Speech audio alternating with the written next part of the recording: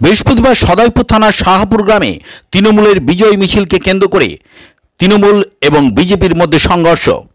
অভিযোগ, সেই মিছিলকে লক্ষ্য করে বাড়ির ছাদ থেকে বিজেপির কর্মীরা ঢিল ছুড়ে।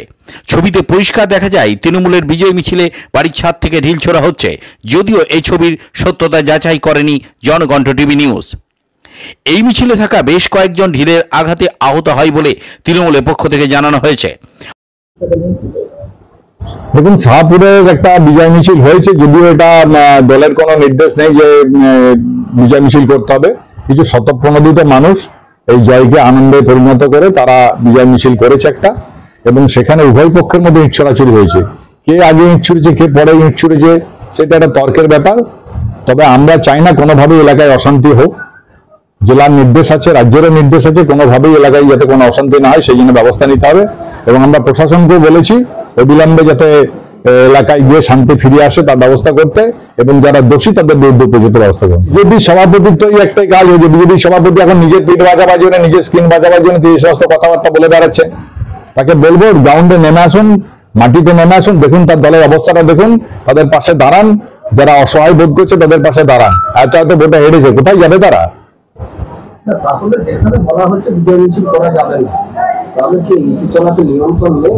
দেখুন, নিচুতলা বলতে কি বোঝান? লক্ষ লক্ষ কোটি কোটি মানুষ। অপরদিকে পাল্টা অভিযোগ করে বিজেপির অভিযোগ, তৃণমূলের বিজয় মিছিল থেকে বিজেপি কর্মীদের বাড়িতে ঢিল ছোড়া এবং ভাঙচুরের অভিযোগে আহত হয়েছে কয়েকজন বিজেপি কর্মী। বিজেপির স্থানীয় নেতা দেবব্রত ঘোষের দোকানে হামলা চালানোর অভিযোগ তৃণমূল সমর্থকদের বিরুদ্ধে।